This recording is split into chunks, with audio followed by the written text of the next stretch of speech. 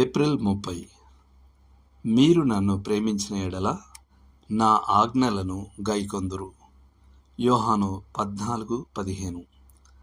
ఆజ్ఞల క్రొత్త నిబంధనలలోన ప్రజలు ఆజ్ఞలు అనే పదాన్ని విన్నప్పుడల్లా వారు వెంటనే ధర్మశాస్త్రవాదాన్ని గురించి ఆలోచిస్తారు. కానీ ఆ రెండు పదాలు పర్యాయ పదాలు కావు. ప్రభువైన యేసు కంటే ఎక్కువగా ఆజ్ఞల గురించి మాట్లాడిన వారు ఎవరూ లేరు. అయినప్పటికీ ఆయన కంటే తక్కువ ధర్మశాస్త్రవాది మరెవరూ లేరు. ధర్మశాస్త్రవాదం అంటే ఏమిటి? ఆ పదం క్రొత్త నిబంధనలో కనబడకపోయినప్పటికీ అది దేవుని అనుగ్రహాన్ని సంపాదించడానికి లేదా దానికి అర్హత పొందడానికి మనిషి చేసే నిరంతర ప్రయత్నాన్ని వివరిస్తుంది. ప్రాథమికంగా ఇది ధర్మశాస్త్రాన్ని పాటించడం ద్వారా నీతిమంతులుగా తీర్చబడటం లేదా పరిశుద్ధపరచబడటం కోసం చేసే ప్రయత్నాన్ని సూచిస్తుంది. అదే దాని నిజమైన అర్థం. కానీ ఈనాడు ఆ పదం కఠినమైన నైతిక నియమాలుగా భావించబడే వాటిని వర్ణించడానికి విస్తృతమైన అర్థంలో ఉపయోగించబడుతుంది.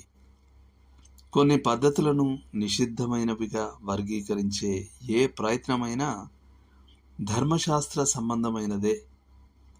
వాస్తవానికి ధర్మశాస్త్రవాదం అనే పదం ఇప్పుడు క్రైస్తవ ప్రవర్తనపై దాదాపు ఏ నిబంధనలనైనా లేదా ఏ నిషేధాలనైనా తిప్పికొట్టడానికి ఒక సులభమైన కర్రలా ఉపయోగించబడుతుంది. అయితే ధర్మశాస్త్రవాదంతో సంబంధం ఉన్న ప్రమాదాన్ని నివారించడానికి ఒక క్రైస్తవుడు ఎలా ఆలోచించాలి? మొదటగా ఒక క్రైస్తవుడు ధర్మశాస్త్రం నుండి స్వేచ్ఛ పొందినవాడనేది నిజమే. కానీ అతడు నియమరహితుడు కాదని వెంటనే జోడించడం ముఖ్యం. అతను క్రీస్తు నియమానికి లోబడినవాడు. అతను తనకిష్టమైనట్లు కాక క్రీస్తుకి ఇష్టమైనట్లు చేయాలి. రెండవదిగా, క్రొత్త నిబంధన ఆజ్ఞలతో నిండి ఉందని గుర్తుంచుకోవాలి. వాటిలో గణనీయమైన సంఖ్యలో నిషేధాలు కూడా ఉన్నాయి. తేడా ఏమిటంటే ఈ ఆజ్ఞలు శిక్షతో కూడిన ధర్మశాస్త్రంగా ఇవ్వబడలేదు. అవి దేవుని ప్రజల కొరకు నీతియందు ఉపదేశాలుగా ఇవ్వబడ్డాయి. ఆ తర్వాత ఒక క్రైస్తవునికి కొన్ని విషయాలు ధర్మసమ్మతమే కావచ్చు, కానీ అవి ప్రయోజనకరమైనవి కాకపోవచ్చు.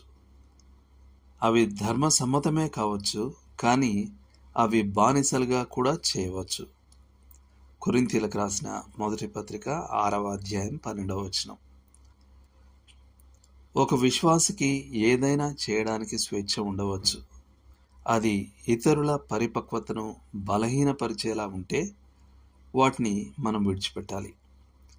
ఆ సందర్భంలో అతను దానిని చేయకూడదు. ఎవరో ఒకరు ఒక నిషేధానికి ధర్మశాస్త్ర సంబంధమైనది అని ముద్ర వేసినంత మాత్రాన అది చెడ్డదని అర్థం కాదు. ప్రజలు కొన్ని ప్రవర్తన నియమావళికి ప్యూరిటానికల్ అనగా అతి కఠినమైన నైతిక నియమాలు గల అనే పదాన్ని కూడా ఉపయోగిస్తారు. కానీ ప్యూరిటన్ల యొక్క ప్రవర్తన వారిని విమర్శించే అనేకుల ప్రవర్తన కంటే క్రీస్తును ఎక్కువగా ఘనపరిచేదిగా ఉంటుంది.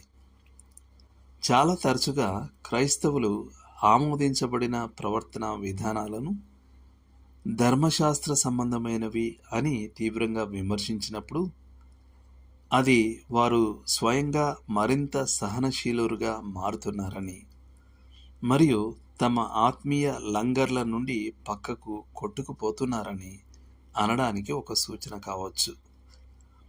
ధర్మశాస్త్రవాదులు లేదా ప్యూరిటన్లు అని పిలువబడే వారిపై బురద చల్లడం ద్వారా తాము మరింత మంచివారిగా కనిపిస్తామని వారు అమాయకంగా ఊహించుకుంటారు.